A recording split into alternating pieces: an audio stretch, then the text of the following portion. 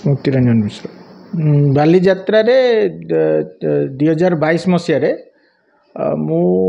ବ୍ୟବସାୟୀ କ୍ଷେତ୍ରରୁ ମୁଁ ଏକ ଷ୍ଟାଣ୍ଡଟେ ନେଇଥିଲି ଟେଣ୍ଡର ମାଧ୍ୟମରେ ପାଇଥିଲି ଷ୍ଟାଣ୍ଡଟେ ସିଏମ୍ସିରୁ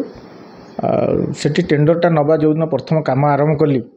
ଦୀନକୃଷ୍ଣ ମିଶ୍ର ସେତେବେଳେ ଭାରପ୍ରାପ୍ତ ଥାନା ଅଧିକାରୀ ଥିଲେ କ୍ୟାଣ୍ଟନମେଣ୍ଟ ଥାନାର ଆମକୁ ଡକେଇଥିଲେ ମୋତେ ଡକେଇକି ମୁଁ ଜାଣିନଥିଲି ଡକେଇକି ସେଥିରେ ପୂର୍ବରୁ ଅନ୍ୟ ବେପାରୀ ସେଠି ମଧ୍ୟ ଥିଲେ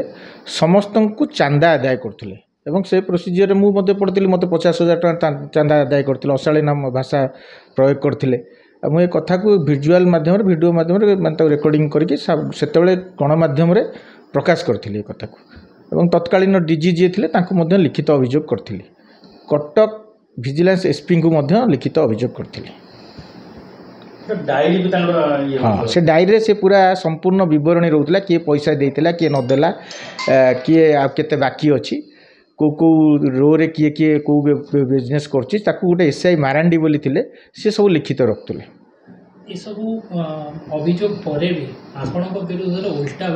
हाँ हाँ से उल्टा केस मो पर कले कौन सुरक्षा से सुरक्षा गोटे क्रिमिनाल आसिक ठियागला जे मो सार कौन ये ना मु गाड़ी चोरी होता मो गाड़ी चोरी अभियोग मुझे एक सुपरिकल्पित नाटक रचना कर देते दीनकृष्ण मिश्र परवर्ती अवस्था से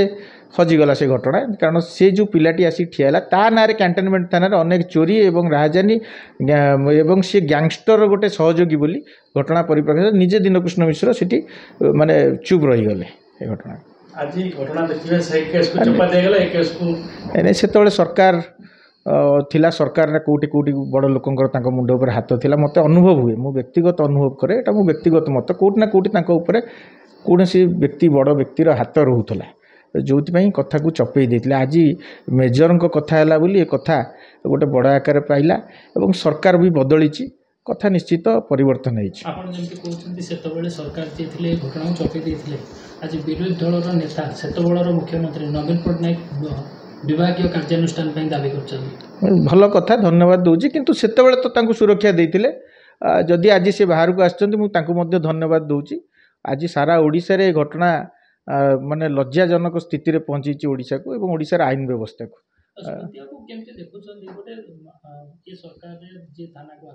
उत्तम व्यवहार दिया सरकार बारंबार चेताई देउथबा बेले थाना गोटे साधारण लोकटे तार अभियोग नहीं कि जिते जाइथिबो आपण चिंता करंतु से कौन अनुभव करतु ये आईएएस पाखु आज मेजर जड़े अच्छी बोली से मेजर आज कही पारे जड़े साहस जदि जुटे पारा सी कही पारे कि गोटे साधारण लोकटे सरल लोकटे से कौन तार रखिबो तेणु आशा करुचु निश्चित कार्यानुष्ठान होगा दरकार एवं सारा ओडिशावासी आईन उपर जो विश्वासटा रहा दरकार से विश्वास निश्चित नुआ सरकार करिए बोली आशा रोचे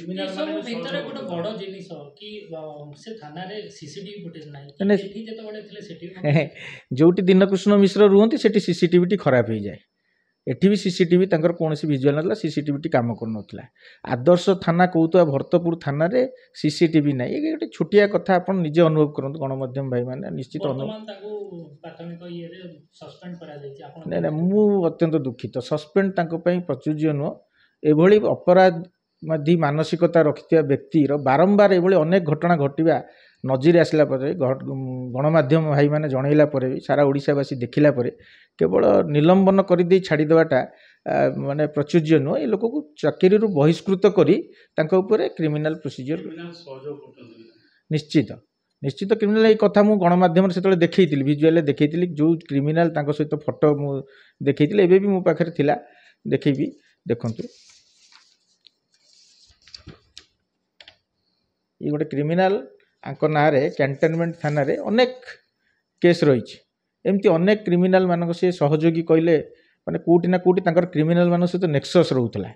एवं साधारण लोक भयभीत रुले जो ये कुकर्म रे माने विरोध करिया को साधारण लोकंकर साहस जुटे पारती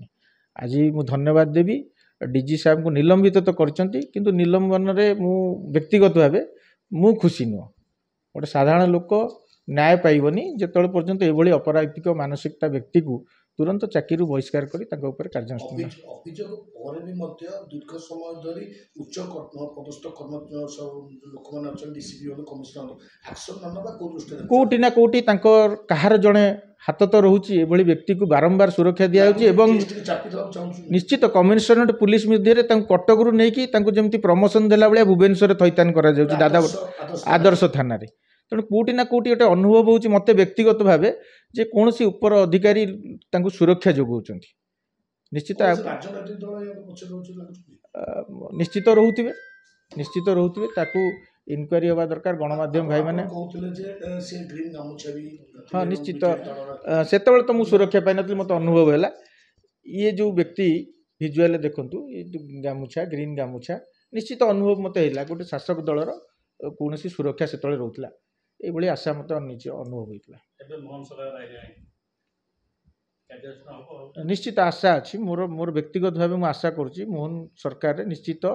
ଗୋଟେ ସାଧାରଣ ଲୋକଟେ ଆଇନ ଉପରେ ନିଜର ବିଶ୍ୱାସ ରଖିପାରିବ।